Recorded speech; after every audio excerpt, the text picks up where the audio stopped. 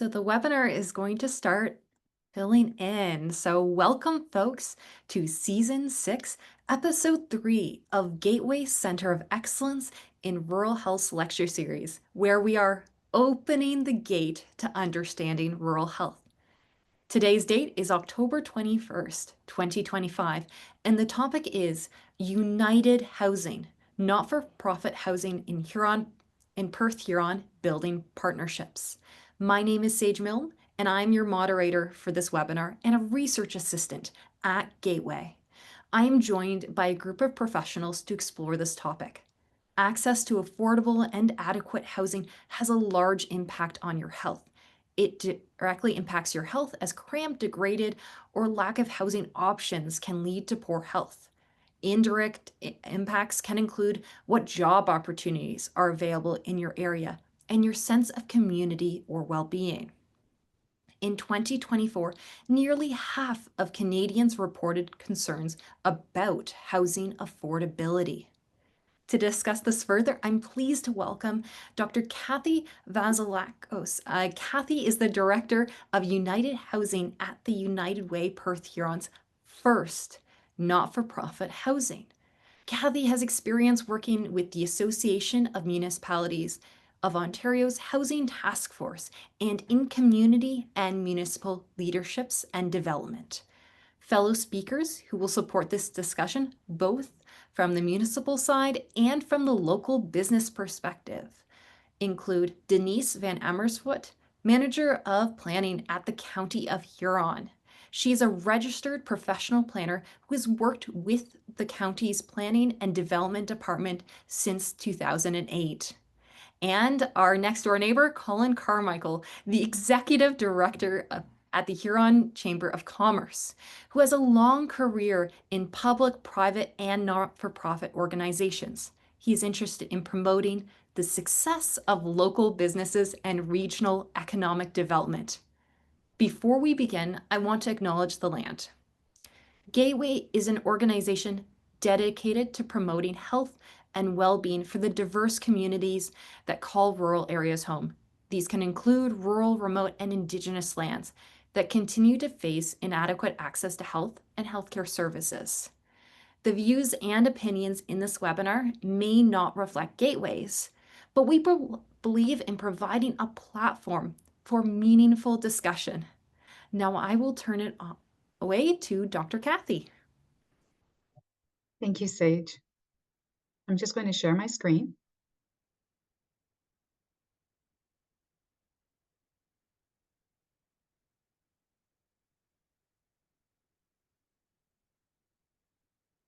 Are you able to see my screen? Perfect. So thank you for having me today to talk a little bit about some of the work that the United Way Perth-Huron is doing in the area of housing and homelessness, and also to talk a little bit about United Housing. So I'll begin by doing a little bit of level setting using some local data around the housing and homelessness crisis or challenges that we're currently facing. Um, each of these will be pieces of data that sort of link into to how we got where we are right now. From 2018 to 2022, local asking rents almost doubled. At the same time, though, the offered wages only went up by 20%, which tells you that that difference comes out of other things. So as the rents go up and not at the same rate as income, then people are making choices around healthy food choices, the ability for their families to actually enjoy life by doing, recreational activities, or even doing educational, upgrading, educational training, things like that. The other way of looking at it is also sort of looking at what kind of buying power families have and what the benchmark price is in the region. And if you look at it here, really, the ability to afford purchasing a home only becomes a reality for median couple with children, and for most other family types, home ownership is well out of reach given the current benchmark prices. And this is local data. Another way of looking at it is also looking at if you look at what a family can afford for rents, which is, let's say, 30% of their income is what you need to not be in core housing need, and what the asking rents are. And again, if you look at across different sectors, so retail, manufacturing, construction, healthcare, so are some of our larger employment areas, really until you get into a family with children, you're really not getting into income levels that are able to even actually get affordable rent. Either a one bedroom, certainly a one bedroom, but a two bedroom is well out of reach for most family types in most sectors. And so the problem is that an estimated 1 in 4 households in Perth Huron could not afford a one bedroom at 2023 asking rents. And that is people who currently have housing or have had housing for a long time, have, affordable rent from, let's say, 15, 20 years ago. If they were to lose their rent, if they were to be rent evicted, if they were to have to move for work or any other reason, for 1 in 4 families could not afford asking rents. Another way to look at it is that it's also an income problem because it isn't just a cost of housing problem, it's also an income problem. And if you look at somebody on Ontario Works, ODSP, somebody making minimum wage, or even somebody making a living wage, which is in that 23-ish dollar an hour range, none of these income levels would allow them to be able to afford asking rents. And so it's also an income problem. So I want to talk a little bit quickly about the housing spectrum and where we fall into the housing spectrum. The housing spectrum goes from people who are currently experiencing homelessness.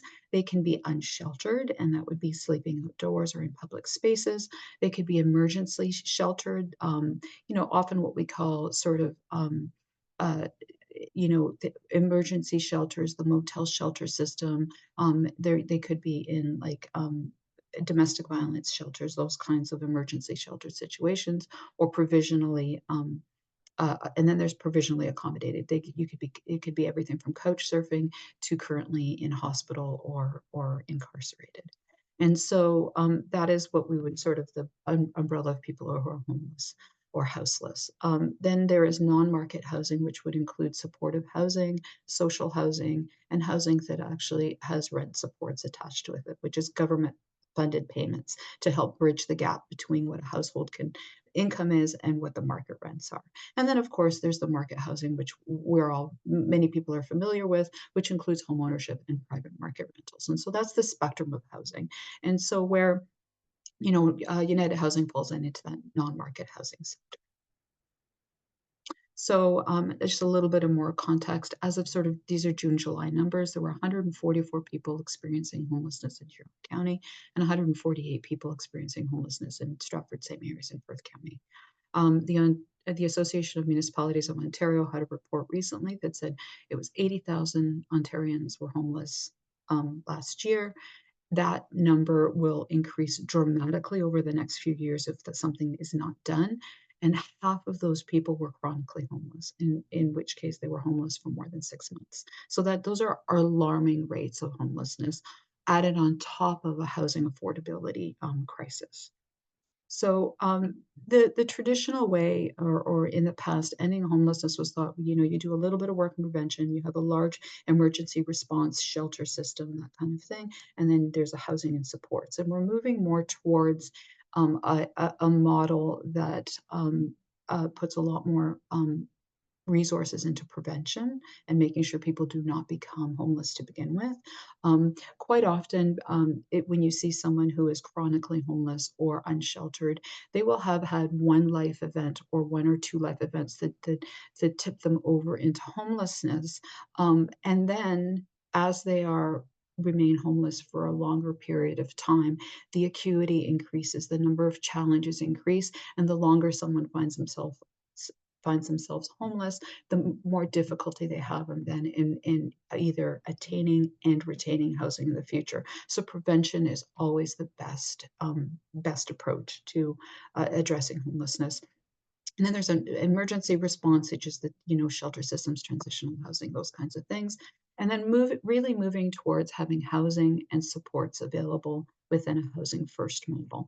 That's the model where we clearly understand now, even though people may have a lot of underlying challenges that prevent them from being able to actually remain stably housed, it isn't until someone is stably housed and has that stability that then they are able to address all of those other issues. And usually that's done by providing wraparound services that of whatever they need.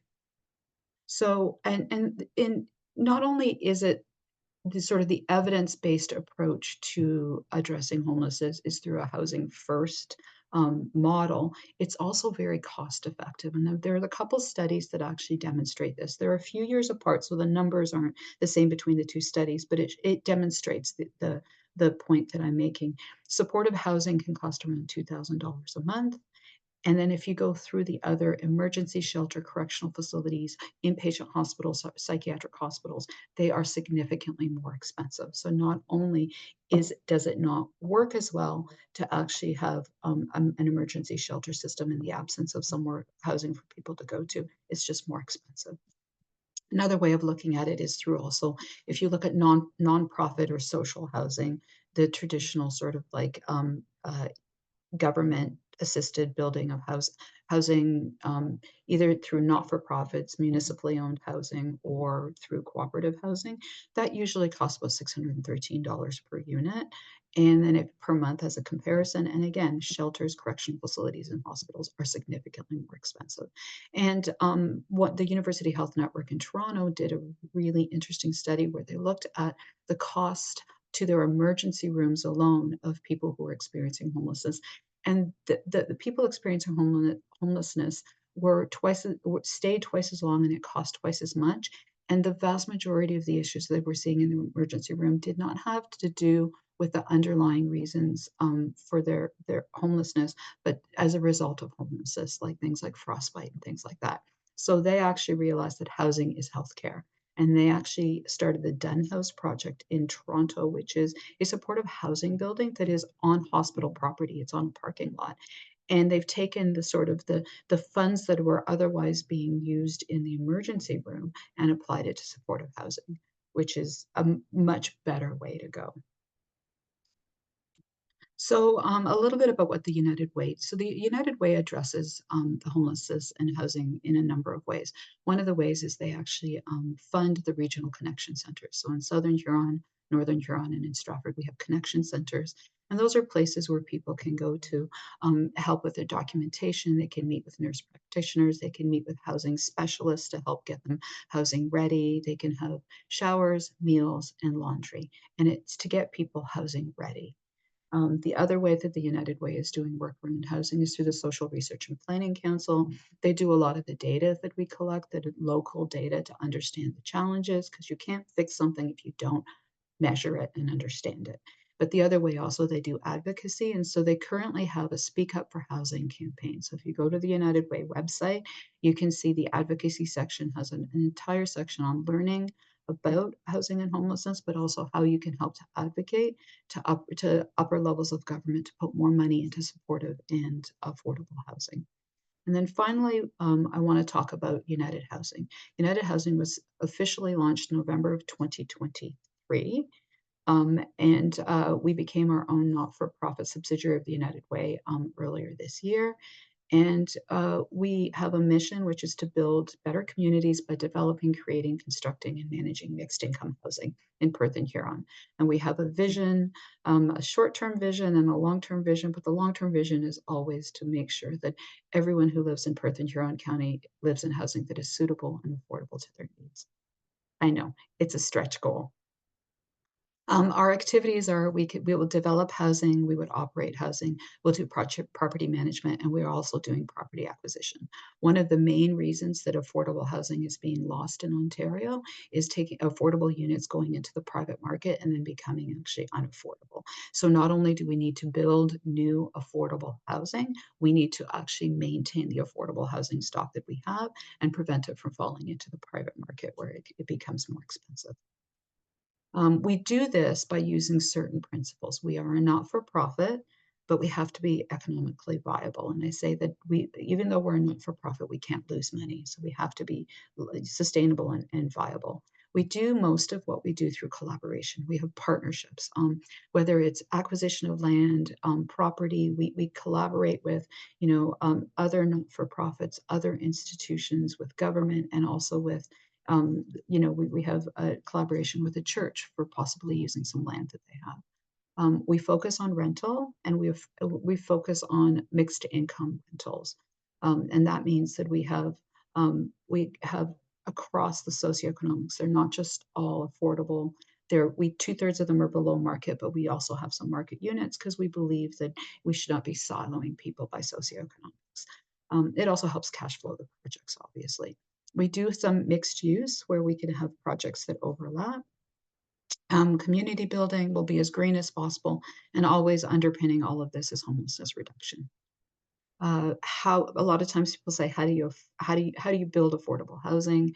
I always say cheap or free money, and that's either donations or low interest rate loans. We're issuing community bonds. We're getting grants from upper levels of government and foundations. We have lots of municipal support. We'll do a capital campaign, fundraising events, and really generous community donors.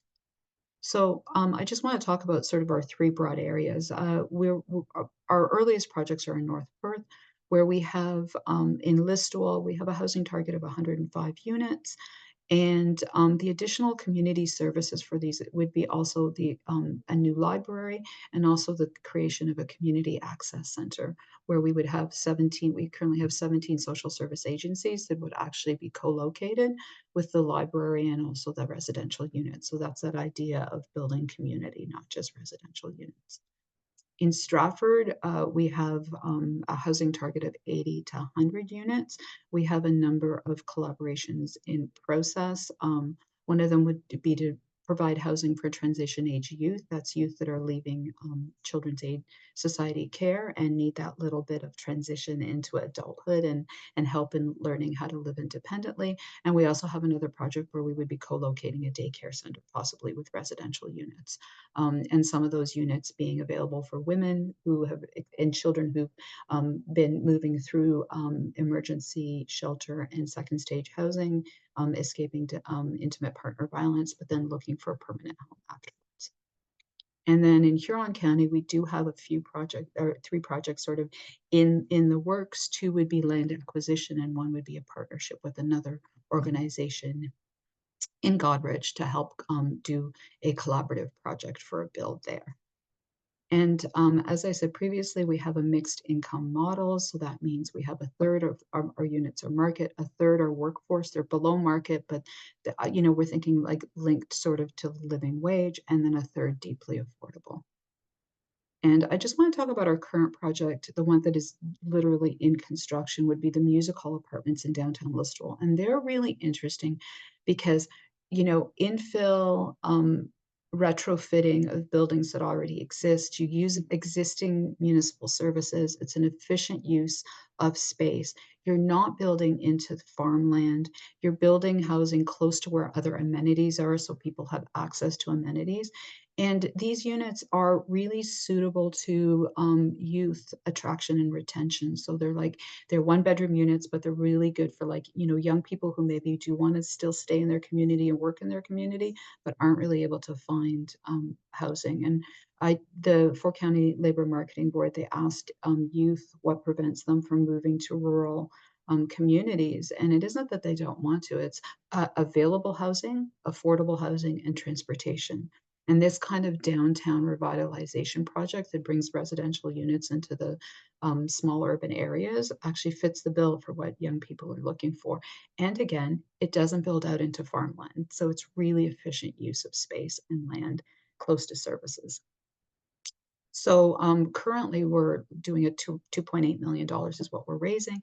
And again, it's that idea. We have a capital campaign with generous local donors. We have a bond campaign, which is community bonds they're kind of like GICs, but you do a little, you get a little bit of a return on your investment, but you're investing in your community. So I think the first time that those are being used locally as a way to build some community projects. And then we also have really generous grants and financing from our municipal, provincial, and federal partners. And that's a little bit about United Housing and why we're doing what we're doing and what we're doing. So now I'll hand it over to Denise, and she can sort of fill us on some really interesting municipal projects.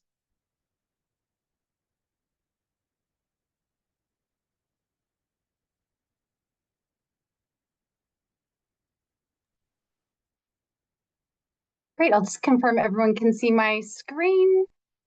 Heads up, thank you, Sage. Thanks everyone for having me. As introduced, my name is Denise Van Amersfoort. I'm a registered professional planner. I work for the county's Planning and Development Department.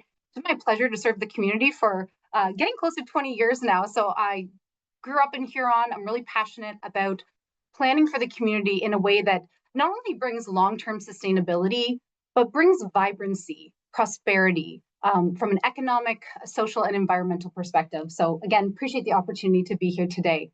I'm going to be speaking about the municipal role in affordable and attainable housing and some of the work that's happening at Huron County and our local municipalities to make affordable housing a reality. So the county's approach to housing is we fully recognize that we as a municipality have a role to play in both upper tier and local government. We want to make sure that we're responding to the needs of the community both now and into the future in terms of the housing units that are needed by our community. We want to think about facilitating choice. And choice really speaks to what someone might need from a social perspective, physical, financial. We need to make sure that there's different opportunities across the market that hit the different needs that we know we have. We want to think about development that's compatible. We want to think about protecting that farmland on the edge. How can we build up and not out? How do we be inclusive to all members of our community? Kathy did a great job in shining the spotlight. There are many in our community that have deep need for affordable housing. And how can we help to provide wraparound support so that as many members of our community can be successful in their the housing that they have. Relying on cooperative efforts is something we do so well in rural communities. And again, making use of the investments our community has already made in land, in services, in parks and libraries. So similar to the image that Kathy had, there's a housing spectrum, and the work we do as planners really affects every part of this spectrum. What we know in Huron County, we've studied, from a population projection and housing projection in terms of need, the county is projected to need over 10,000 housing units over the next 30 years. So how are we going to unlock that many housing units in our communities? And again, focusing on different types of units. Yes, we need more, but we also need to build something different. So the work that we do as planners has a direct impact on housing options and what is built in our local communities. So this is a body of work that we started a number of years back, really back in 2019, and started looking at how does development policy in Huron County create a stable investment climate? How does it unlock as many opportunities for appropriate housing in different settings across the county? So yes, certainly our fully serviced settlement areas, but also looking into those village contexts, the agricultural community. What do they need as far as housing, and how can we help to unlock opportunities across the spectrum?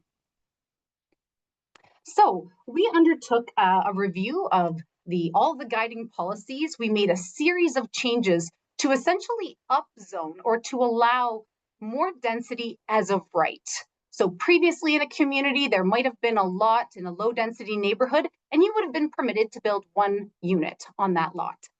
Today, in Huron County neighborhoods that are fully serviced, and what I mean by that is water and sewer, you'd be able to build 4 units as of right on that same lot.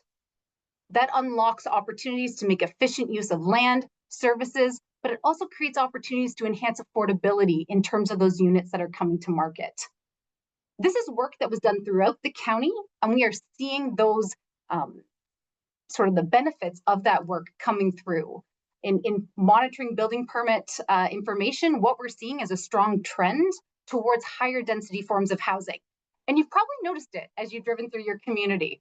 I'm going to walk through a few really quick. This is a triplex in Exeter. You might not know looking at it, but that's 3 units.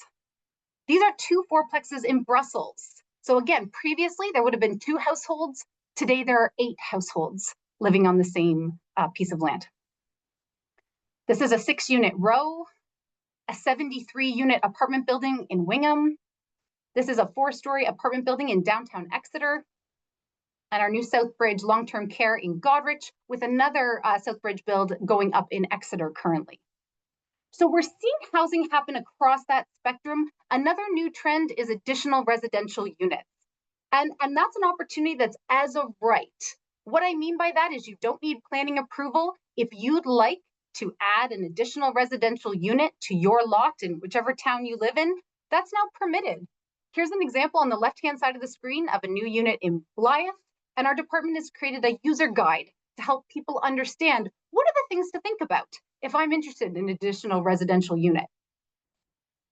Now, these are certainly permitted in urban settings, but where we've seen an incredible uptake is actually in our agricultural settings. So additional residential units are also permitted on farms and on rural properties. Here's a few examples of how Huron County landowners have added units to their farm properties in a way that enables choice. So I've spoken with many of these landowners, some of which have said, you know, it's a farm worker I'm looking to accommodate. They're not able to find somewhere affordable to live in our community, so I'm now housing them on the farm. Another, it's a loved one, perhaps an elderly parent who needs that opportunity for a chance to age in place with autonomy. I'd like a little space. I'd like a place where I feel as though I still have some control, but during close proximity to have the benefits that we know intergenerational living brings to quality of life. So some really great opportunities being unlocked across the housing spectrum. What we know and what Kathy spoke to so well is that market housing is not going to meet the need for everyone. And so we as the county are also the housing service manager. We have a really great team here at the county, and we've been working hard on some projects that will unlock deep affordability. The county maintains a series of properties. We manage 415 rent geared to income units across the county.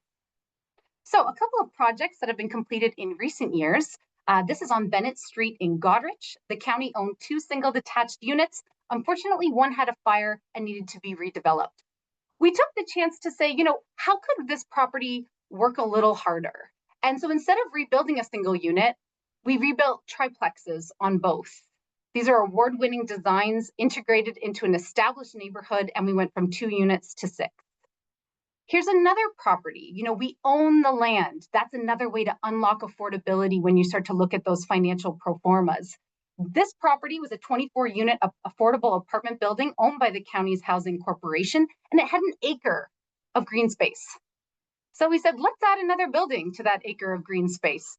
20-unit apartment building, incredible support from upper levels of government, $6.4 million, and I'm proud to say that is built and fully occupied today. The last one, a strong shout out to the town of Goderich. They had the foresight years ago, actually when I was the planner for the town of Goderich, and they bought the Victoria Public School property. They've now made lands generously available to the county for $1 that facilitated the building of a 40-unit apartment building. 10 of these units are those supportive housing units that Kathy spoke about. So those are the wraparound supports that will help some of the most vulnerable members of our population have a safe and dignified place to live. So for those of you who have been watching, we are getting very close. It will reach occupancy in the next few months, and we're incredibly excited about what we can bring to the county in terms of affordable housing units. If you're wondering what you can do, check out these videos, How We Grow Matters. It's a campaign that helps community members understand, why do we need to grow differently in Huron County? Why is density a really great option for unlocking affordability? Thank you so much. I'll now turn things over to Colin. Thanks, Denise. I walk past that Gibbons Street build every day on my daily dog walk. So we've been keeping track of the progress in our family as we walk by. So it's great to see that additional housing in town.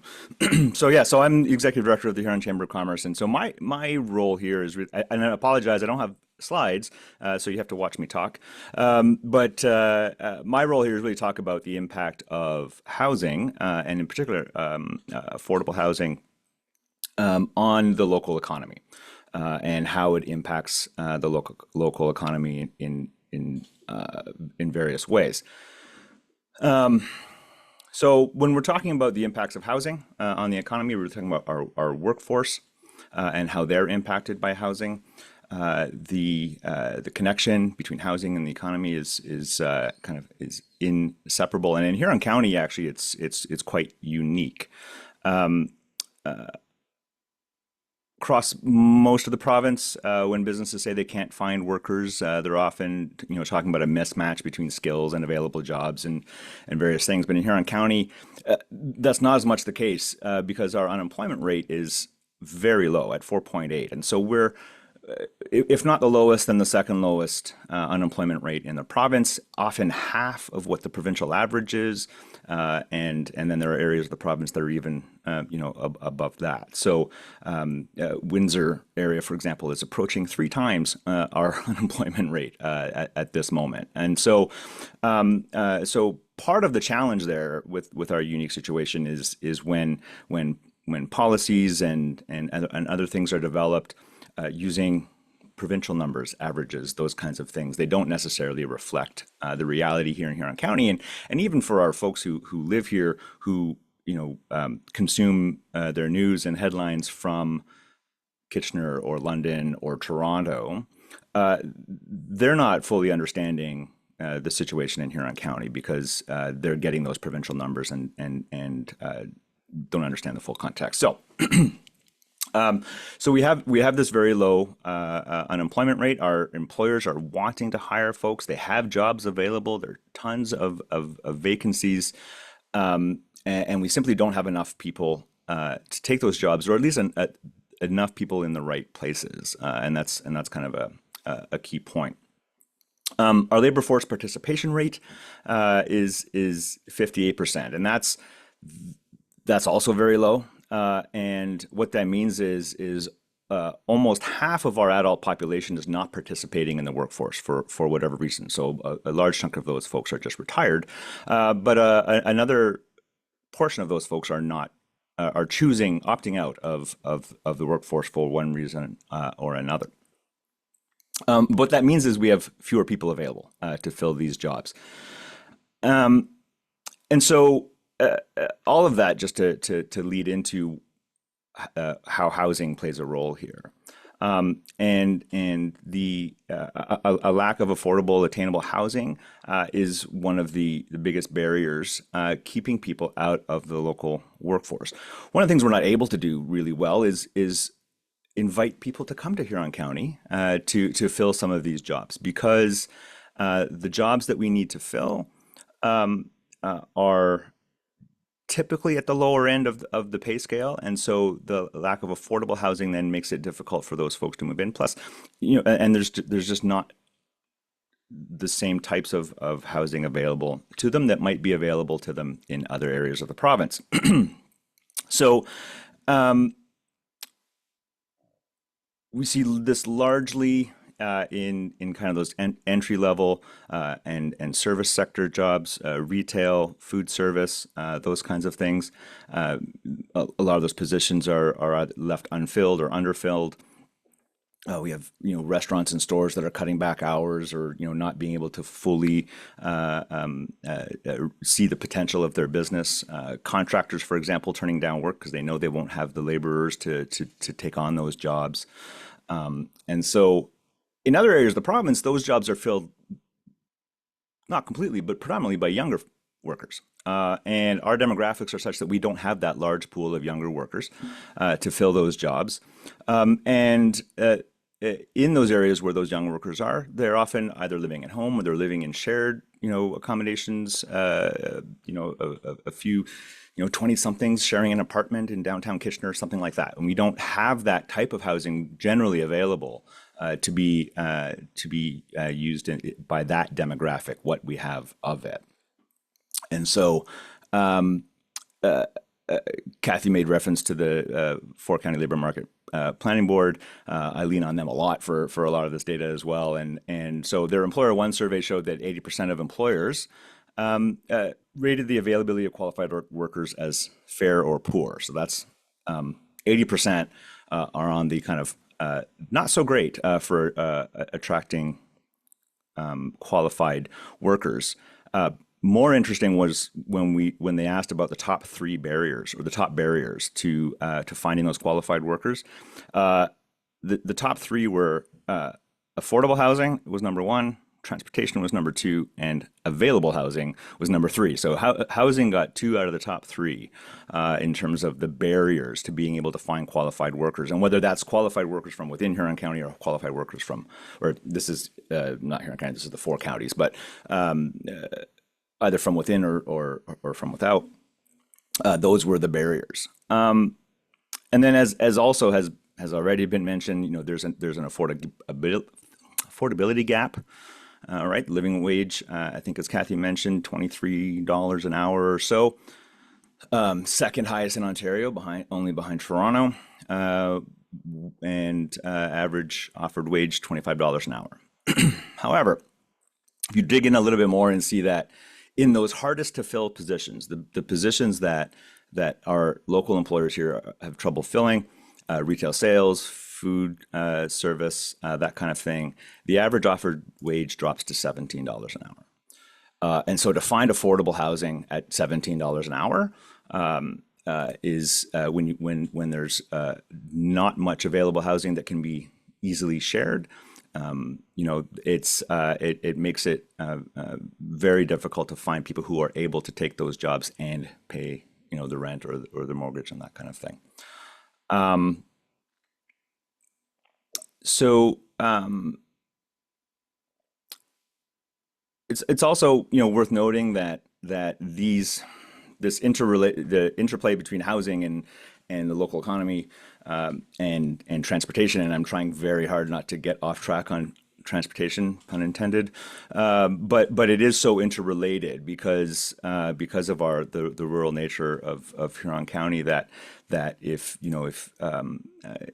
you're living in one town and there's an available job in another town and you don't have transportation, that's not a realistic option for you. So I'm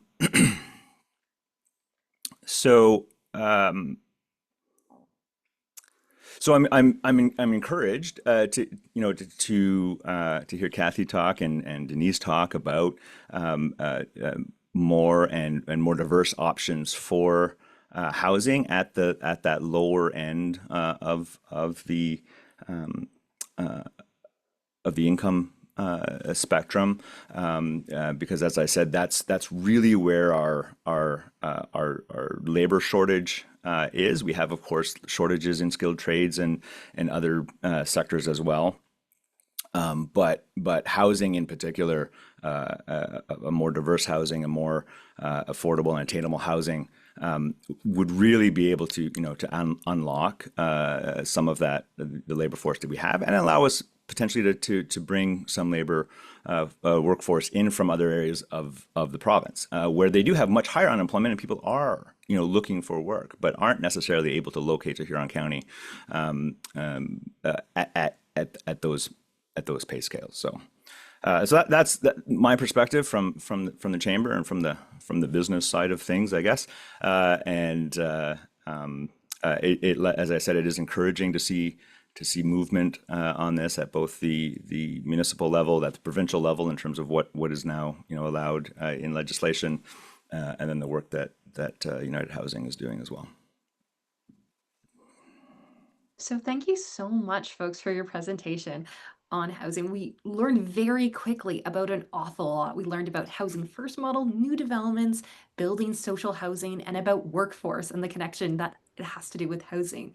If you do have any additional questions to the presenters, please, there is a Q&A below box, and then they will be answered by our speakers. These can be concerning about the case study or just about the work of individual practitioners within this area. So I do have some questions I would love to ask the presenters, and I want to know more about Kathy. There are many solutions being proposed to aid housing development, such as tiny sheds or modular housing. How can we know what is an effective solution for addressing housing shortages? So, just I want to sort of differentiate between when we talk about the tiny sheds, and modular housing. Modular housing, factory built housing is an amazing. It's it can be very quick. It can be scaled up. It's really high quality housing, and I think it absolutely has a role to play in getting housing built quickly. It's not necessarily less expensive, but it's faster, and if time is money. So from a perspective of modular and factory built housing, I'm really excited about what it can do to get housing built very quickly. I believe the Dunn House project in Toronto that went up as quickly as it did, I believe it was a modular build. And modular is actually not just sort of single, it's now moving into modular multi-residential builds as well. So I think it's really exciting and has a role.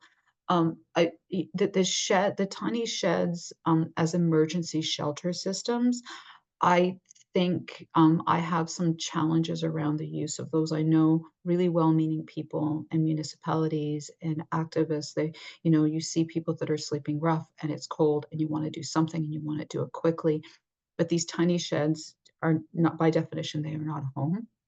They are often very small. They're very temporary. The washroom facilities and the other facilities, like where they eat, are separate, so you can imagine at 2 o'clock in the morning if you have to use the washroom. Like, there's all of these things that go into these not being what we would call housing, and then you layer on top of that, that they often, some do have supportive services on site, some do not. Some of it has a lot of rules that are associated with it.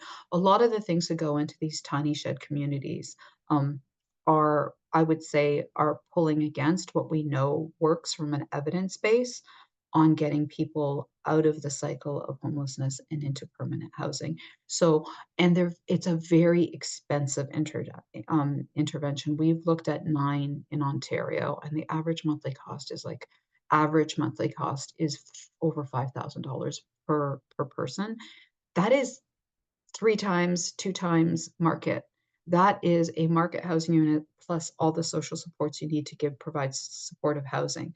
And so, my concern is that those tiny shed projects will become entrenched as an emergency shelter system, and we don't really have the evidence yet that they are very good at transitioning people out of those and into permanent supportive housing. So I would really love to see there's that one in six, like for every one emergency shelter thing you build, you should be working on 6 supportive housing units to be able to ever actually address the homelessness crisis.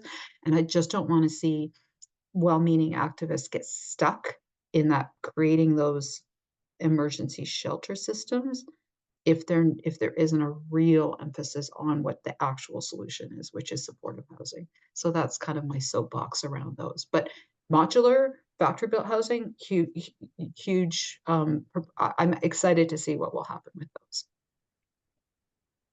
Thank you so much. And Denise, I have a question for you. So Gateway has previously hosted a webinar on the urban exodus, where we did hear some research from the University of Guelph and some from planners up further north. And part of this conversation was that there were many people that decided to leave urban centers for rural communities. And they found that there was a perceived strain on local housing markets. Are we still seeing that same strain right now from the people coming from more urban areas to rural? Yeah, it's great timing. I was actually with a group of realtors this morning. So that was exactly one of the questions I asked. Their response was that no, we have seen what was sort of a steady flow of intraprovincial migration has really gone down to a bit of a trickle. What that now means is that it makes a local person perhaps more comfortable to enter the market in terms of upsizing or downsizing, in the sense that they have a little bit more confidence that they're not going to enter into a bidding war with 3, 4, 5, 6 other people. So it gets a little bit more predictability and a little bit more comfortable making that investment step.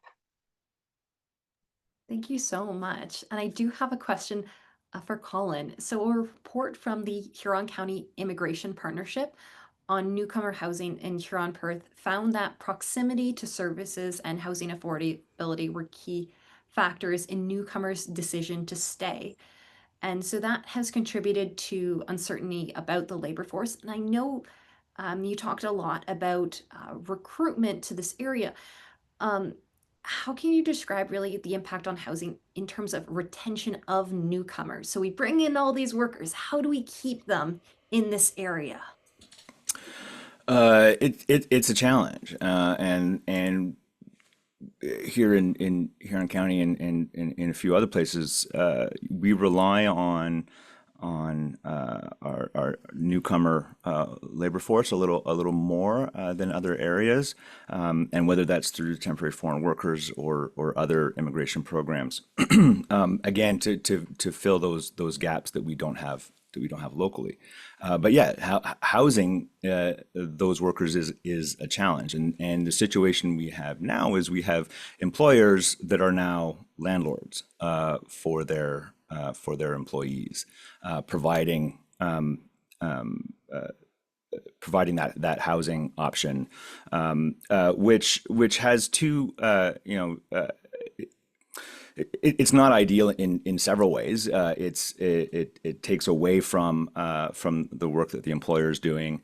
It's not a great circumstance for your boss to be your landlord, and it also occupies housing options that could potentially be used more appropriately, if there were other kind of options for these employees to have their own housing. And so I think at the moment, everyone's kind of just doing the best they can to make sure they have enough folks on the payroll to keep the doors open, and it's taken some creative thinking, and this goes back to the COVID period where it was a whole different set of variables, and it's kind of continued in that way in terms of trying to just have enough folks to keep the doors open, and being as creative as possible, whether it's housing or transportation or any number of other things.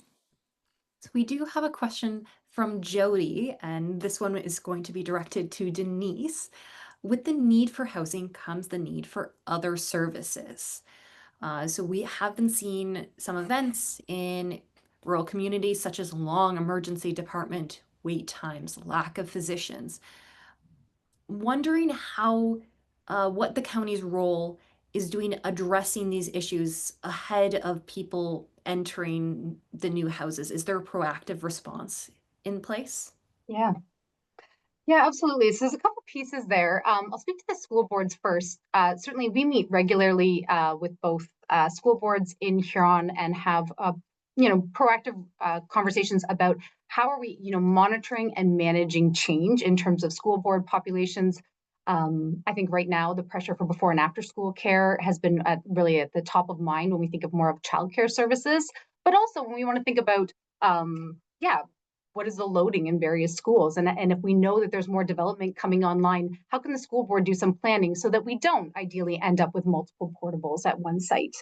When it gets into the medical, I'll be honest, it's less formal in terms of the work that we do. We fully recognize, because the county does the paramedic service, we see firsthand with our own staff the amount of time and calls that first responders are going out to support people. And in fact, they don't need necessarily medical care, but would benefit more from potentially social work support or some other type of support. And so we're directly seeing how can we help to reduce those calls to first responders, those ER visits, all those costs that are built throughout the system, but are not being well addressed. So in terms of the county, our role is helping to advocate to upper levels of government for additional funding to support more supportive housing so that we can help to remove, hopefully, some of those unnecessary visits. In terms of just overall physician recruitment, that is ongoing work, I know, and has been for many years. And I think that's something we will simply have to continue doing. I know anecdotally, we're certainly told that particularly as retirees potentially want to move to Huron County, perhaps they have a property near the lake, they will be very forthright that they are maintaining access to healthcare specialists or healthcare physicians in the city, going back for health, dental, and whatnot, because they're simply not able to find those services locally. And that's, definitely not an ideal situation.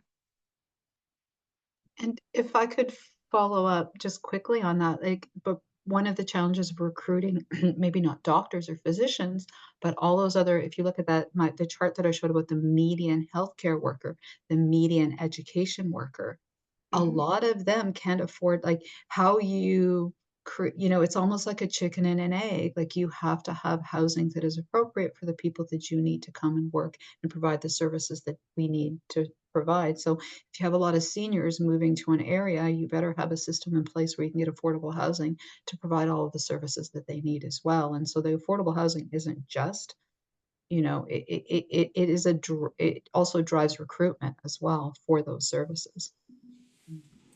So building off of what you're building off Kathy as a speaker, a question for Kathy from Paul Nickel. In your work to date, how has the fundraising and finance aspects been going about the use of community bonds, something that you did remark is quite new to the area, or is it potentially too early to tell? I would say that we started selling our community bonds for our first project in Listowel. We had a lot of pent-up demand before that, so we said, "We're not going to go public until we hit 50% of the sales," because we wanted to give an opportunity to people that had actually shown interest previously. We hit that mark within a month, and we're probably gonna be, hit our subscription limit on the community bonds really by the end of the year, like, community bonds. And we've worked with Tapestry, and they have raised, I think, $100 million worth of community bonds, and there's never an issue.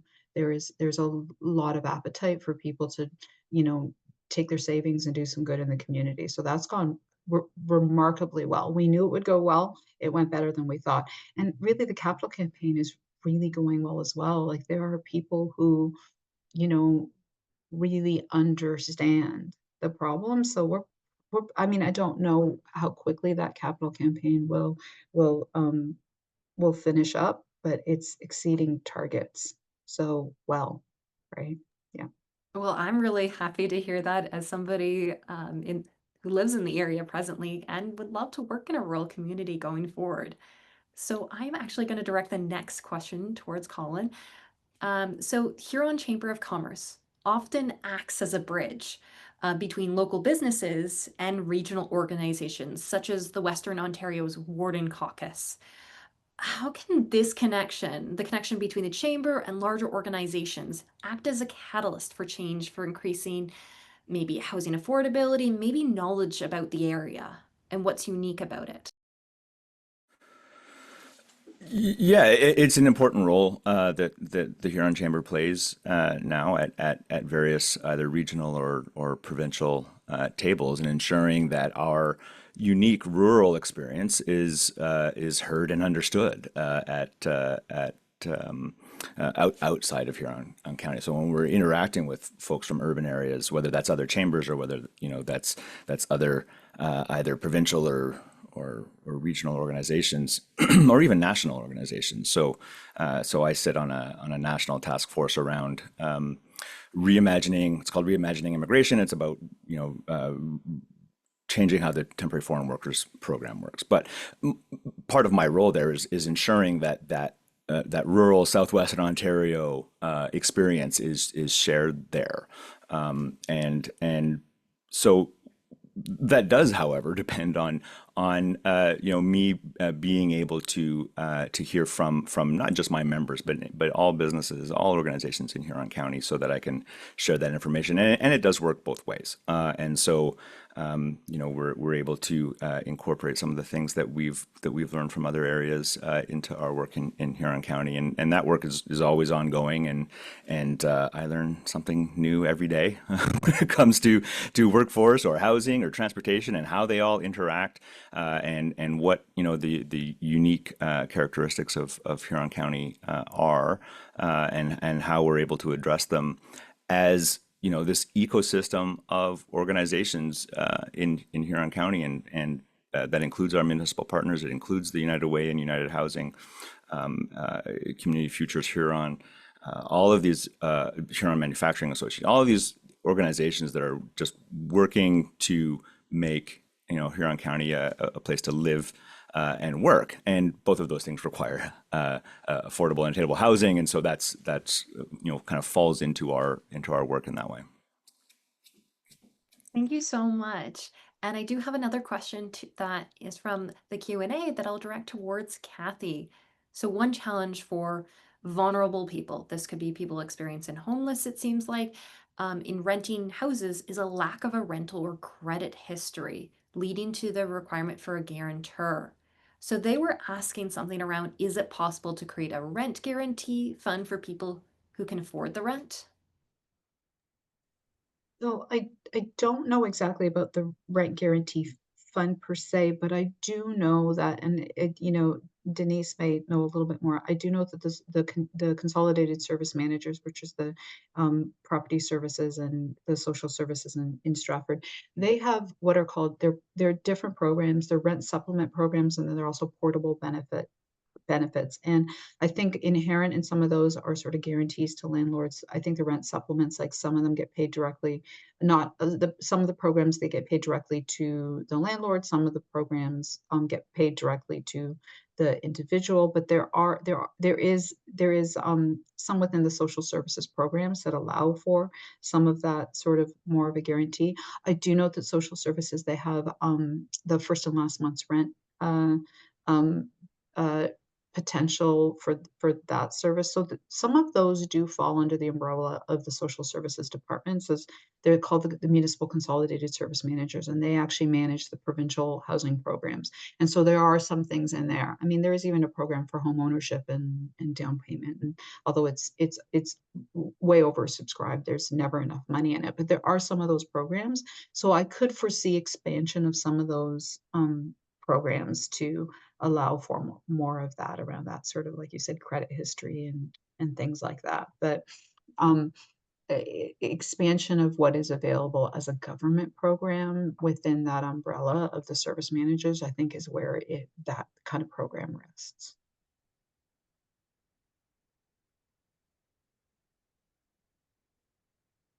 So thank you so much. And I kind of want to follow up with a bit of Denise.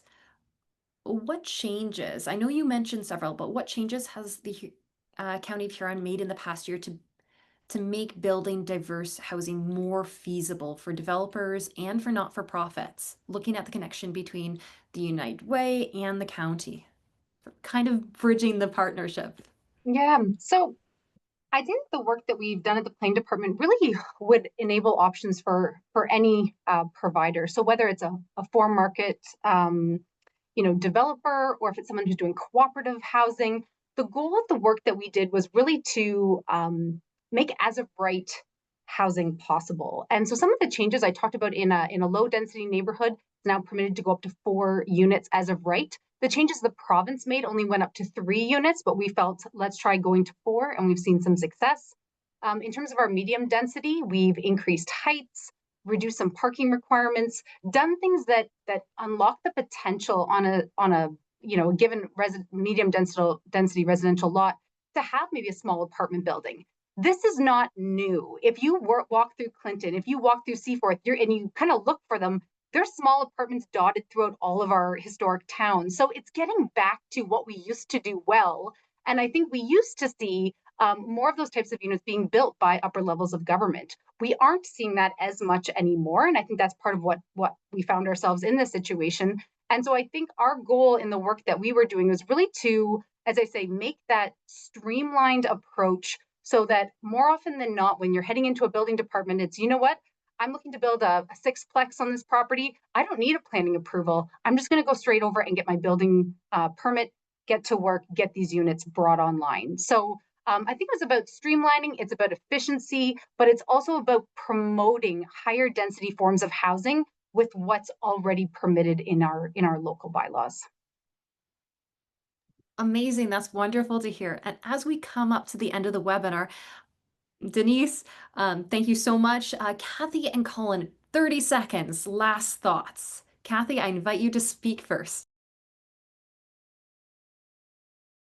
So my last thoughts are, it took, it's not a wicked problem. We did this in this country for 130 years, and we did it well. And we did it well because government supported below market housing, and the market housing did what it did, and it built housing. I think we can do it again. It is not a wicked problem. We just have to go back to doing what we did previously.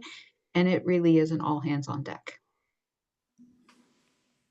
I would just wrap up by saying, to folks listening and or watching, that to pay attention to the local numbers and understand the local context, and don't rely on those provincial averages. And when you hear about skyrocketing unemployment, well, that may be true on the average, and it may be true in areas of the province. It's not true here, and that just impacts the economy and the housing market and all kinds of things very differently here. So just ensure that you're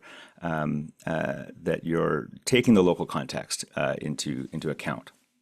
So thank you, presenters, for joining us for this webinar, and I would like to thank the following sponsors for their continued support. Without them, the lecture series would not be possible. These include CIBC Wealth Management, DeJager Town Square IDA Pharmacy, Hurontel, Libro Credit Union, Lighthouse Money Management, McEwen and Fagan Insurance, and Zehrs Goderich. Gateway is a not-for-profit organization with charitable status, and we greatly appreciate and welcome any support we receive.